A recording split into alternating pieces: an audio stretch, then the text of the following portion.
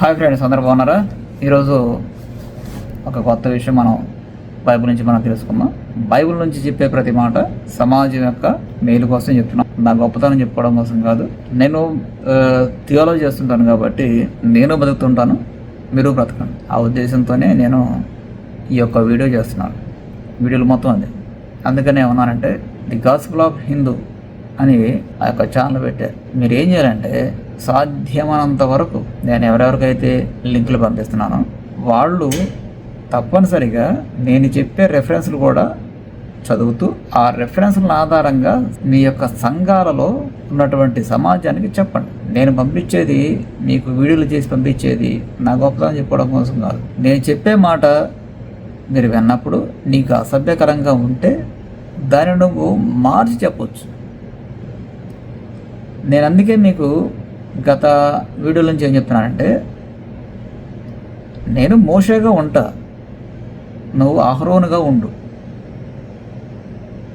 అర్థమైందా? తెలుగులో ఎవడైనా సరే ఈ మాట అర్థం చేసుకుంటాడు. నేను అహరోనుగానే ఉండమని చెప్తున్నా. క్రిస్టియన్ సంఘాలలో దొంగలు ఉన్నారు, వాళ్ళని కూడా అనగడదాం. క్రిస్టియానిటీ అంత మంచి అని నేను చెప్పట్లేదు. ఆ క్రిస్టియానిటీలో రోత ఉంది, పేదలను దండుకునేటువంటి విషయం. దశంభాగాలతో బెదిరించి డబ్బులు ఇవ్వకపోతే, దశంభాగం ఇవ్వకపోతే మీకు రకరకాలైనటువంటి నష్టాలు అని భయపెట్టేటువంటి ఆటలు. అవన్నీ ఎంతవరకు నిజమో ఏంటనేది విన్నవాడు అర్థం చేసుకొని బైబిల్ పరంగా ఆలోచించుకొని నిర్ణయం తీసుకోండి. అంతేగాని వాడు చెప్పాడు కదా మనం చేసేద్దాం అంటే రోత. సమాజంలో నువ్వు నిలబడలేవు. నువ్వు నిలబడటమే కాదు, సమాజాన్ని కూడా నిలబెట్టలేవు. కాబట్టి నువ్వు బతుకుతూ ప్రక్కవాడిని కూడా బతికించాలి. అర్థమైందా? డార్విన్ చెప్పినట్టుగా స్ట్రగుల్ ఫర్ ఎగ్జిస్టెన్స్. నేనే బ్రతకాలి అని అనుకుంటే అది నీ మూర్ఖత్వం, నీ అవివేకితనం. కనుక అటువంటి నీచమైనటువంటి ఆలోచనలు మాని బైబిల్ చదివేవాడు కానీ, అలాగే సంఘాలలో ఉన్నటువంటి పెద్దలు కానీ, మీరు ఈ బైబిల్ యొక్క గొప్పతనాన్ని ఒక భాషకి పరిమితం చేయకుండా మీకు తెలిసిన ఏ భాష అయినా, ఇంగ్లీష్లో సబ్జెక్ట్ అంతా ఉండదు. ఇంగ్లీష్ యొక్క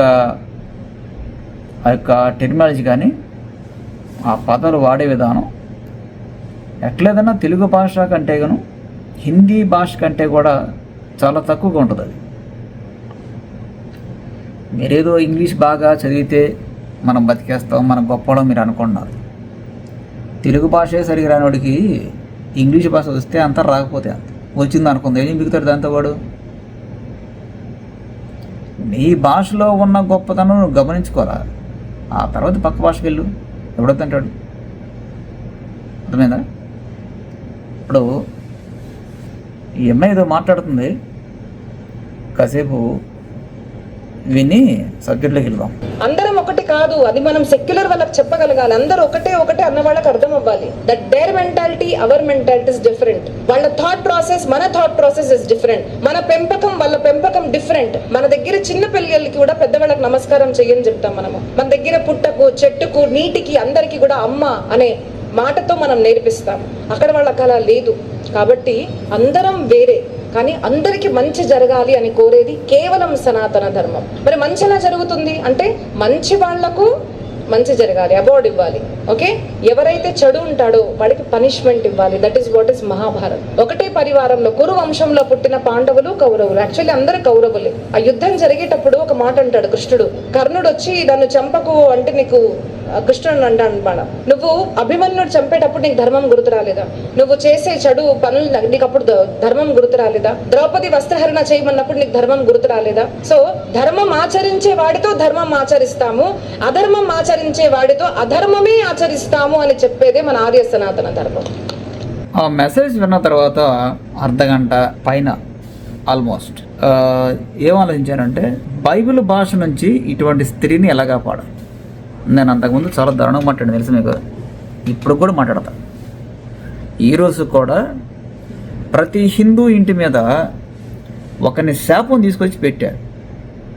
ప్రతి హిందూ ఇంటి మీద ఒకటి శాపం, తెలుసా అదేంటిదో? ప్రవీణ్ పగడాల అన్న విషయంలో తీసుకొచ్చి పెట్టారు. ప్రతి హిందువు అతని శాపాన్ని అనుభవించాల్సిందే, రైట్? సరే, ఇప్పుడు మనం ఈ అమ్మాయి ఉందంటే అసలు మనం ప్రతివాడు కోరుకునేది ప్రతి ధర్మంలో కంటే కూడా మన ధర్మం చాలా గొప్పది, ఉన్నతమైనది, అందరూ బాగుండాలని కోరుకునే ధర్మము అని చెప్పింది. ఇప్పుడు ఏమంటుందంటే ఆమె ఆర్య సమాజం అనే మాట్లాడింది. అది ఉందా లేదా నేను చెప్తాను నేను తర్వాత.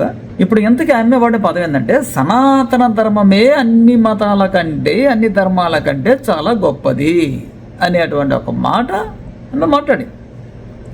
అంటే నేను టూకీగా ఆలోచించి మాట్లాడతాను, రైట్? అయితే ఈ సనాతన ధర్మం ఎవరిది? భారతీయులదా, హిందువులదా? మళ్ళీ ఇంకా మాట్లాడింది ఏంటంటే మహాభారతం గురించి మాట్లాడింది. మహాభారతం దాని యొక్క అర్థం ఏంట్రా అంటే అది ఒక ఇతిహాసం, నిజంగా జరిగినటువంటి విధానం కాదు అది, అదొక ఇతిహాసం. ఇతిహాసం నిజంగా స్క్రిప్చర్లో ఉంటే ఎలా ఉంటుంది? ఇప్పుడు మాట్లాడింది కదా సనాతన ధర్మాన్ని, నేను కొట్టేట్లా. సనాతన ధర్మంలో ఒక స్త్రీని ఎటువంటి మాటలు మాట్లాడారు ఏంటి అనేది తెద్దాం బయటికి. సరే తెద్దాం, టైం వేస్ట్ అవుతుంది, మనకు ల్యాగ్ అవుతుంది. సనాతన ధర్మం కనుక మనం తీసుకుంటే ఈ పదం ఎక్కడ కనపడుతురా? హిందీ భాష బైబిల్లో ఈ యొక్క పదం కనపడుతుంది, అనాది పరమేశ్వర్. ఇప్పుడు దీన్ని మనం రకరకాల అర్థాలను కనుక తీసుకుంటే పరమేశ్వరుడు అనే పదానికి అర్థం ఉంటుంది, అనాదిలో ఉన్నవాడు అనే పదానికి అర్థం ఉంటుంది. అనాదిలో ఉన్నవాడు పరమేశ్వరుడే అయితే ఆ పరమేశ్వరుడు సనాతనుడు అవుతాడు, రైట్? మరి ఇది హిందీ భాషా బైబిల్లోకి ఎందుకు వచ్చింది? ఇది అచ్చంగా ఇది ఎంతవరకు మరి 27th వెర్స్కే ఎందుకు వచ్చింది? అది దాని గురించి చాలా ఎక్స్ప్లెయిన్ చేస్తాను, చాలా హ్యాపీ ఉంటుంది ఇటువంటి విషయాలు నేను డిస్కస్ చేయడం అనేది కూడా. ఇప్పుడు ఈ సనాతనుడు ఎక్కడున్నాడు? వీడు అనాది కాలంలో ఉన్నాడు. ఈ అనాది కాలంలో ఉన్నటువంటి ఈ సనాతుడి పేరు పరమేశ్వరుడు అన్నాం, రైట్? ఈ పరమేశ్వరుడు మన ఇంటికి ఇది గృహదాం మహా అన్నాడు అని రాశారు. ఎవరు రాసింది? ఎవరు?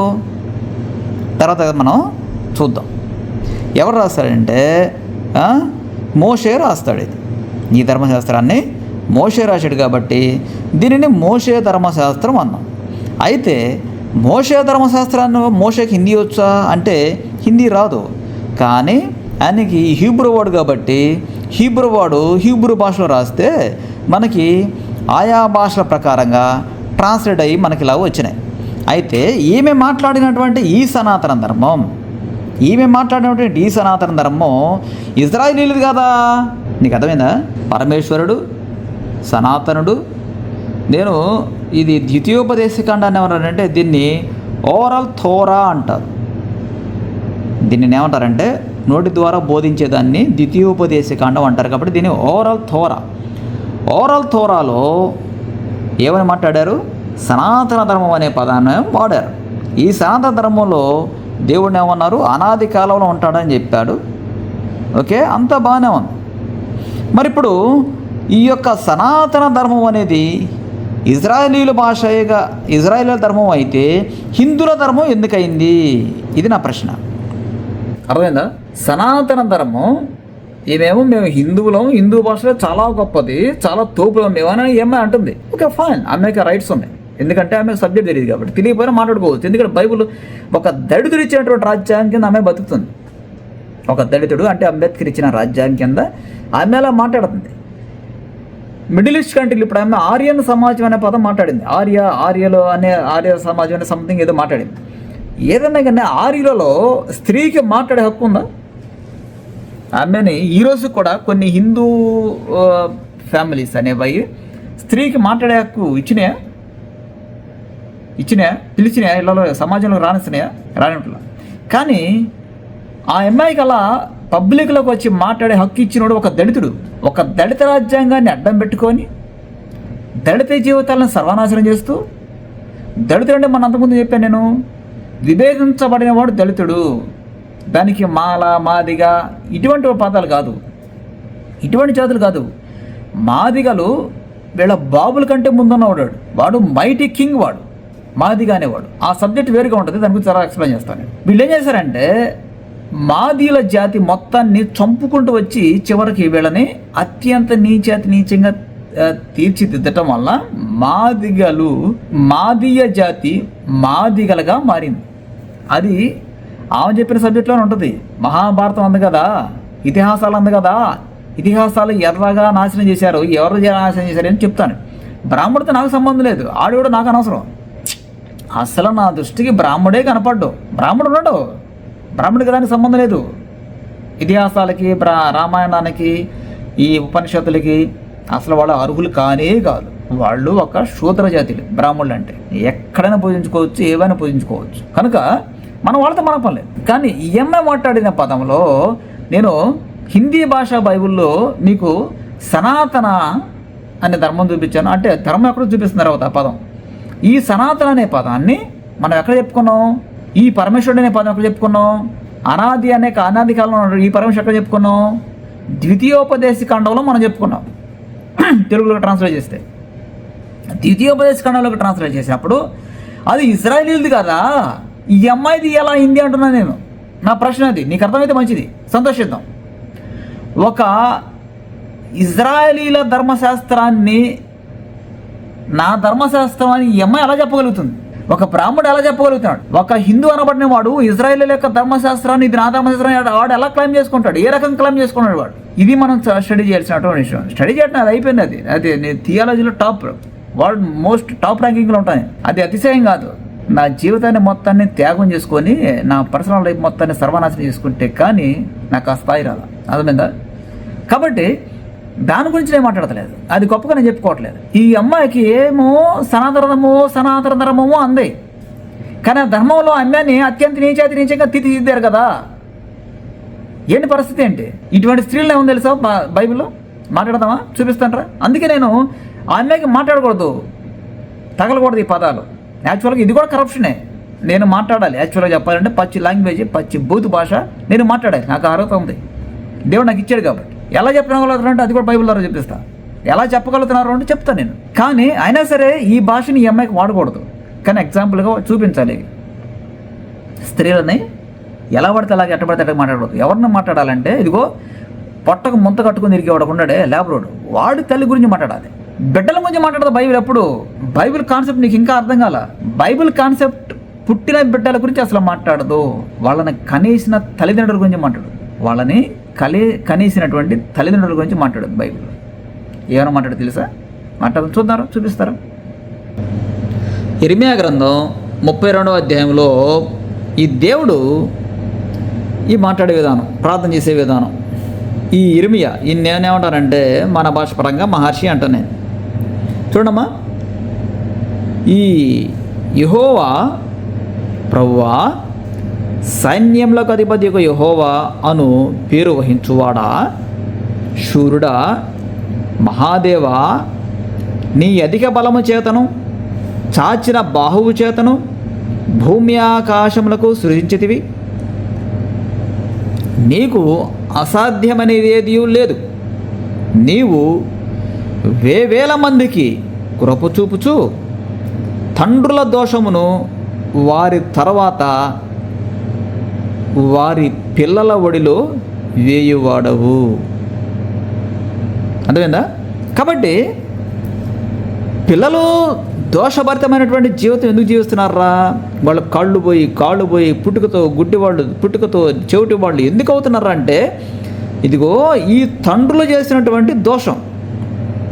ఈ దోషము వలన వీళ్ళకి సరైనటువంటి జీవనం కలిగి లేరు.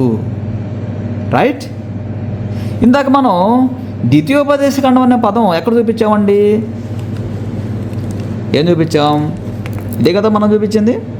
సనాతనుడు, అనాదిలో ఉన్నటువంటి పరమేశ్వరుడు సనాతనుడు అంటే రెండు భాషల యొక్క తేడా మధ్య తేడాన్ని మనం గ్రహించాలి. రెండు భాషల యొక్క తేడా.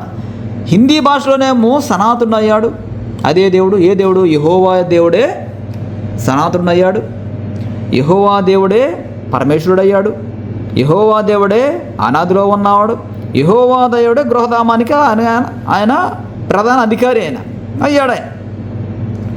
కానీ ఇప్పుడున్నటువంటి సమాజం ఈ యెహోవా నామాన్ని ఎందుకు అంగీకరించలేదు? ఇప్పుడు ఏమైంటుంది, మేము అందరం సమానం కాదు. That is right.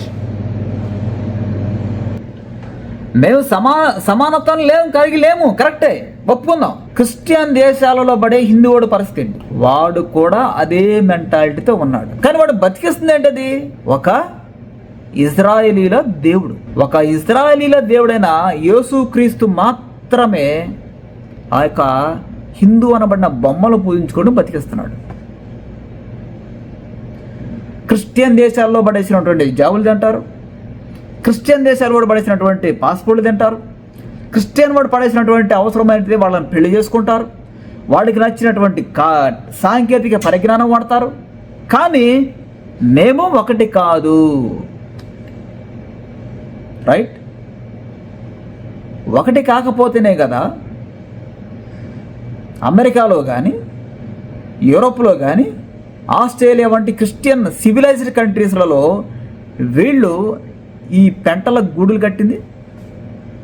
నేను చాలా తక్కువ మాట్లాడుతున్నాను, కొంచెం ఎందుకో ఈ కోపం బాగా వచ్చి కొంచెం డౌన్ అయింది, అందుకే మామూలుగా మాట్లాడుతున్నాను. ఇప్పుడు ఇతర దేశాల్లో ఉన్నటువంటి హిందూ వాడు చేసే పని ఇదే కదా.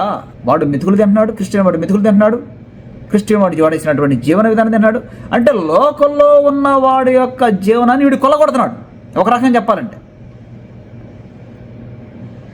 లోకల్లో ఉన్నవాడు అంటే అమెరికాలో ఉన్న వాడి యొక్క జాబులను వాళ్ళు కొల్లగొడుతూ, అమెరికాలో ఉన్న వాడి యొక్క భూములను ఎలాగా ఈ గుడులు పేరట వాడు ఆక్రమించి, వాడు గుడి కట్టి ఆ గుడిలో బొమ్మలు పెట్టి దానిని మళ్ళీ ఊరేగించుతాం. రైట్? అవునా కదా? సమానత్వం కలిగినటువంటి దేశంలోకి వచ్చి మేము ఒకటి కాదని చెప్తున్నాడంటే విడగొట్టేది ఎవడని విడగొడుతున్నాడు? క్రిస్టియన్ వాడు విడగొడుతున్నాడా? ఈ అమ్మాయికి బుద్ధి ఉందా? సిగ్గుందా ఈ అమ్మాయికి? ఇటువంటి స్త్రీని బైబిల్లో ఏమంటుందో తెలుసా? చూపిస్తున్నా, చూడమ్మా. ఇటువంటి స్త్రీలు ఏమంటుందంటే, కాబట్టి వేశ్య యెహోవా మాట ఆలకించుము. రైట్? వేశ్య అనాదిలో ఉన్న పరమేశ్వరుడు గురించి ఆలోచించుము. అదే చెప్పింది. ఆయన ఏమని చెప్తున్నాడట? వేశ్య, ఈ సనాతనుడే ఈ స్త్రీని ఏమన్నాడు? వేశ్య అంటున్నాడు. ఈ ఆదిలో ఉన్నటువంటి ఈ దేవుడే ఈ స్త్రీని వేశ్య అంటున్నాడు.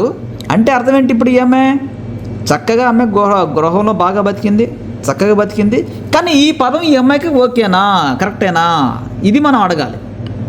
ఇది అచ్చంగా తాగుబోతుడులా ఈ భాషా పదం తాగుబోతుడిలోకి వెళ్ళింది అనుకుందాం. వేశ్య అనే పదం తాగుబోతు వాడి నోటిలోకి వెళ్ళిపోయిందిరా, చదువులేని వాడు నోటిలోకి వెళ్ళిపోయింది. వాడు ఏమని మాట్లాడతాడు? వాడు మాట్లాడే భాష ఏంటి? అది పామరుడు భాష, అది పామరుడు భాష. ఇది చదువుకున్నవాడి భాష. ఎవరి భాష? ప్రవక్తల భాష. ప్రవక్తల భాషని మేము థియాలజీలో ఏమంటామంటే అవేకనింగ్ లాంగ్వేజ్ అంటాం. అవేకనింగ్ అంటే మనిషిని మేలుకొల్పేటువంటి భాష. ఇది భూతు భాష కాదు. ఇప్పుడు ఈ వీడియోలో చూపించినటువంటి ఈ స్త్రీని ఇప్పుడు మనం ఈ భాషా పదాన్ని వాడదామా? బైబిల్ అది ఖండిస్తుంది. బైబిల్ ఖండిస్తుంది. ఆ అమ్మాయికి తెలీదు, కానీ సనాతన ధర్మం గొప్పదంటుంది. That their mentality our mentality is different. వాళ్ళ థాట్ ప్రాసెస్ మన థాట్ ప్రాసెస్ ఇస్ డిఫరెంట్. మన పెంపకం వాళ్ళ పెంపకం డిఫరెంట్. మన దగ్గర చిన్న పిల్లలకి కూడా పెద్దవాళ్ళకి నమస్కారం చెయ్యని చెప్తాం మనము. మన దగ్గర పుట్టకు, చెట్టుకు, నీటికి, అందరికి కూడా అమ్మ అనే మాటతో మనం నేర్పిస్తాం. అక్కడ వాళ్ళకి అలా లేదు. కాబట్టి అందరం వేరే, కానీ అందరికి మంచి జరగాలి అని కోరేది కేవలం సనాతన ధర్మం. మంచి వాళ్లకు మంచి జరగాలి. అబౌట్ ఈ సనాతన ధర్మం ఎక్కడిది? ఎవరిచ్చారు ఈ అమ్మాయికి?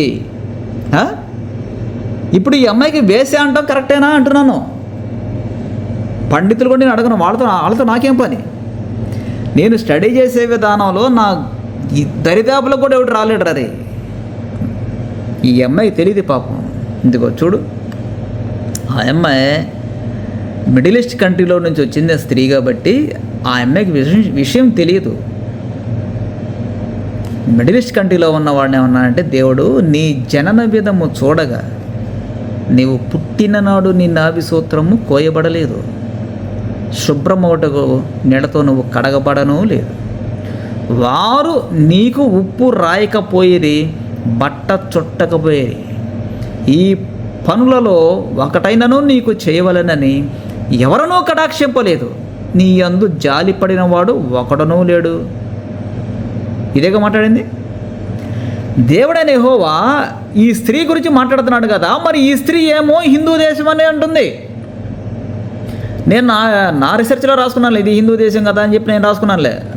నా లెక్కలు వేరుగా ఉంటాయి. నా లెక్కలు వేరు, నా సబ్జెక్ట్ వేరు, నేను స్టడీ చేసే విధానం వేరు. కాబట్టి దేవుడు ఇచ్చిన గొప్పతనం అది, ఇది నా విషయం కాదు. అయితే ఈ స్త్రీకి నేనే ఈ అమ్మాయి ఉంటుంది, మేము హిందువులం, మేము సనాతనం అంటుంది ఈ అమ్మాయి, రైట్? మరి ఈ సనాతన స్త్రీకి ఈ సనాతన ధర్మం ఇజ్రాయేలీది కదా, హిందూ దేశం వాడిది ఎందుకైంది అంటున్నాను. మీకు అర్థమైతే గొప్ప విషయం. ఈ సనాతన ధర్మం ఎవరిదండి? ఇజ్రాయేల్ది. ఇది ఇక్కడ రాసుకున్నాడు, ఇక్కడ కూడా రాశాను, హే ఇజ్రాయెల్, ఇక్కడే రాశాం, హే ఇజ్రాయెల్ ధన్యహాయ. ఇజ్రాయేలీ లేక సనాతన ధర్మాన్ని ఈ అమ్మాయి నా ధర్మాన్ని ఈ ఆర్యుల సమాజ ధర్మం అని ఎలా చెప్పింది, అలా చెప్పగలుగుతుంది అంటున్నాను. ఇది నా ప్రశ్న. కానీ ఈ భాషని ఏమైనా తట్టుకుంటుందా? మరి నాదే అంది కదా, సరే ప్రేమిద్దాం. మేము ఒకటి కాదు, మేము ఎప్పటికీ డిఫరెంటే. మరి క్రిస్టియన్ దేశాలలో పడి మెతుకులు తినేవాడు పరిస్థితి, హిందువాడు పరిస్థితి ఏంటి? వాడు బ్రాహ్మణ దగ్గర నుంచి ఉన్నాడు, రెడ్డోడు, కమ్మోడు, బాలోడు, మాదివాడు, అందరు కులాలు ఉన్నాయి కదా, వాళ్ళ పరిస్థితి ఏంటి? వాళ్ళ జీవిత విధానాలు ఏంటి? మరి వాళ్ళని బతికిస్తుంది ఒక క్రిస్టియన్ దేశం వాడు కదా, క్రిస్టియన్ సాంకేతిక పరిజ్ఞానం కదా. క్రిస్టియన్ సాంకేతిక పరిజ్ఞానం ద్వారా జావులు పొంది ఏమన్నాడు? మేము ఒకటి కాదు, మేము డిఫరెంట్. క్రిస్టియన్ వాడు పడేసిన మెతుకులు తింటారు, క్రిస్టియన్ వాడు పడేసినటువంటి లా అండ్ ఆర్డర్ వాడతారు, క్రిస్టియన్ వాడు పడేసినటువంటి జీవన విధానాలు వాడతారు, క్రిస్టియన్ వాడు పడేసినటువంటి పుస్తకాలు వాడతారు, క్రిస్టియన్ వాడు కనేసినటువంటి నోట్ మనీ కూడా వాడతాడు. ఇవన్నీ వాడుకుంటూ మేము ఒకటి కాదు అని అన్నారంటే వీళ్ళు ఎవరై ఉండాలి? ఎక్కడి నుంచి వచ్చి ఉండాలి? ఇప్పుడు ఆమె ఉందంటే మహాభారతాన్ని గుర్తు చేసి, రైట్? మహాభారతం ఏంటది? అది ఒక కథ. మహాభారతం అనేది ఇతిహాసం. మహాభారతంలో ఉన్నటువంటి ఆ పాత్రదారులు ఎవడైనా కానీ అవి బ్రాహ్మణులు రాసినవి కాదు. మీకు అది తెలుసా? తర్వాత సబ్జెక్ట్ ఇంకా చాలా ఎక్కువ ఉంటుంది కదా, బైబిల్ అది మొత్తం ఎక్స్ప్లెయిన్ చేయాలి కాబట్టి నిదానం చెప్పుకుంటూ పోదాం.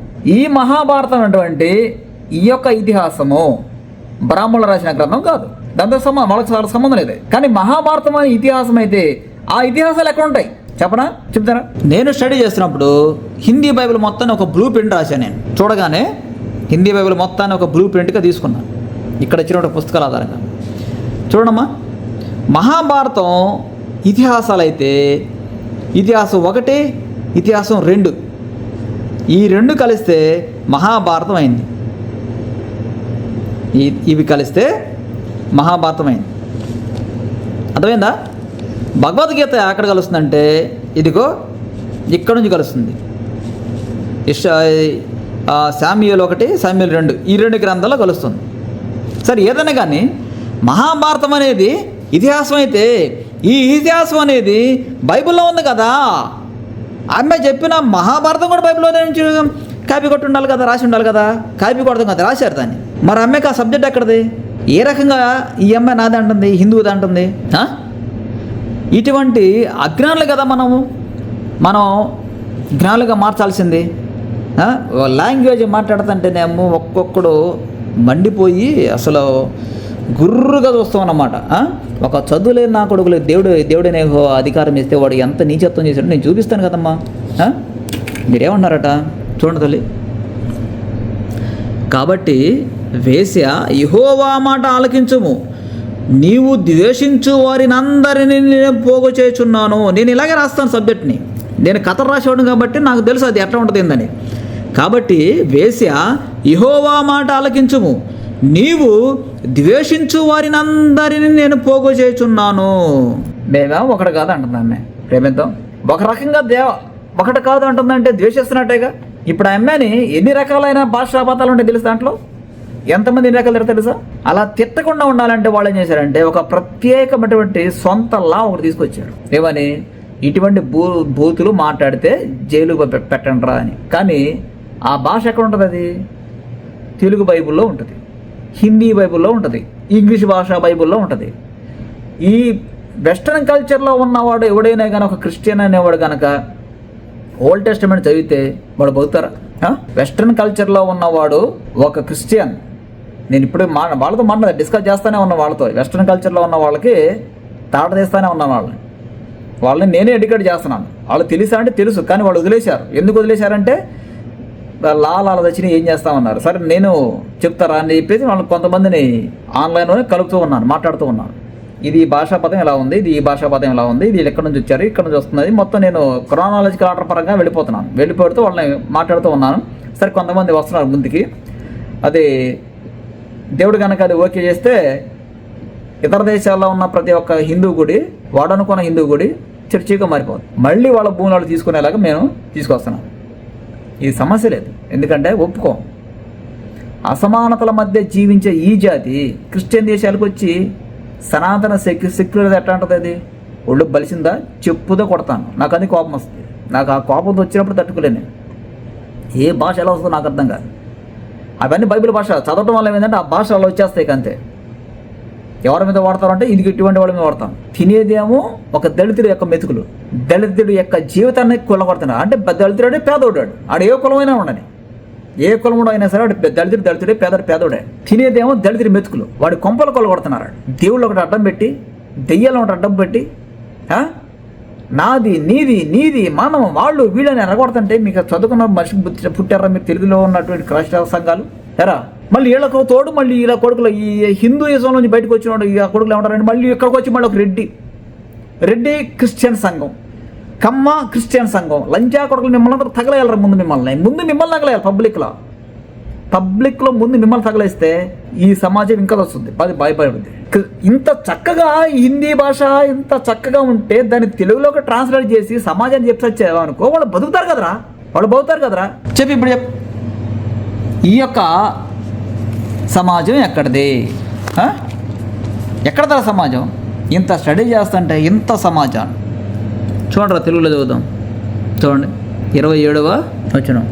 ఇది నేను ఇక్కడ తెలుగులో రాసుకున్నాను. మళ్ళీ శివ, ఇక్కడ శివ అనే పదం రాసుకున్నాను. సరే రాశాను, ఎందుకు రాశాను తర్వాత చెప్తాను. శాశ్వతుడైన దేవుడు నీకు నివాస స్థలము, నిత్యముగా నుండు బాహువులు నీ క్రింద నుండును.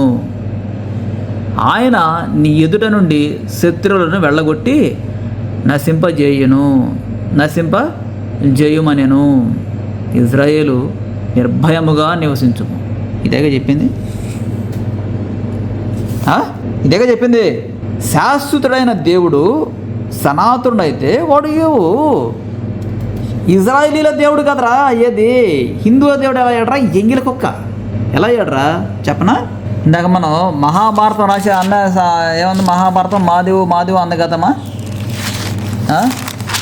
మహాభారతం మాదేవు అంది కదా. ఇదిగో దినవృత్తాంతాలు అంటారండి తెలుగులో వాటిని ఏమన్నాం? దినవృత్తాంతాలు. నేను ఈ స్టడీ చేస్తా కూర్చున్నాను, ఏం చేద్దాం? దినవృత్తాంతం అంటారు. దినవృత్తాంతాలు 1 మొదటి గ్రంథము, దినవృత్తాంతాలు 2, దానిని ఇతిహాసాలు అంటాం తెలుగులో. రోజువారీ జరిగిన సంఘటనలను రాసేటువంటి గ్రంథాలు. ఆ రోజువారీ సంఘటనలు మొత్తాన్ని రాసిన ఒక జాతి ఉంది. ఆ దరిద్రపు జాతి గురించి తర్వాత మాట్లాడతాను. ఇప్పుడు ఈ హిందుస్థాన్లో ఎవడుంటాడు? సనాతనుడు ఉంటాడు. హిందుస్థాన్లో సనాతనుడు ఉంటాడు, వాడు ఇజ్రాయేల్ దేవుడు అవుతాడు. ఇప్పుడు ఆ వీడియోలో ఉన్న అమ్మాయిని ఏమన్నా బైబిల్ అంతకుముందు ఏముంది? తండ్రులు చేసినటువంటి దోషం పిల్లల మీదకి వచ్చిందా లేదా? ఇప్పుడు అమ్మాయికి దేవుడు తెలుసా? మహాభారతం ఉంది. దానికి కనీసం దాని యొక్క రూట్ ఎక్కడ ఉంటుందో కూడా అమ్మాయి తెలియదు. ఏదో ఆ మహాభారతంలో 2-3 పాత్రలు చదువుకొని ఇంగ్లీష్లో చెప్పాలి, ఆ మెయిన్ రోల్లో ఒకటి చదువుకొని మెయిన్ రోల్లో నుంచి అమ్మాయి చెప్పింది. అంటే అర్థం ఏంటి? మేమైతే ఒకటి కాదు అని కన్ఫర్మ్ చేసేసింది అమ్మాయి. ఒకటే అని ఎక్కడ చెప్పింది? బైబిల్లో ఉంది. మరి క్రిస్టియన్ ఎందుకు చెప్పలేదు అన్నమాట? ఆడికి సబ్జెక్ట్ తెలియదు. తెలిసినోడు ఎవడు? వాడే చెప్పాలి. తెలిసినోడికి ఎట్ట తెలుస్తుంది అది? వాడు ఎట్ట చెప్తాడు? వాడు యూదుడు అవ్వాలి. ఆ యోధా జాతిలో మోషేలాగా ఉండాలి. ఆ మోషే అనేవాడు లేవీ జాతి వాడు అవ్వాలి. ఆ లేవీ జాతి వాడికి ఏ బైబిల్ అర్థం, ఇంకోటికి అర్థం కాదు. అర్థమైందా? అర్థమైతే ఇంకా మంచిది, సంతోషం. కాబట్టి మీరు బైబిల్ చదివితే అటువంటి మోపించండి.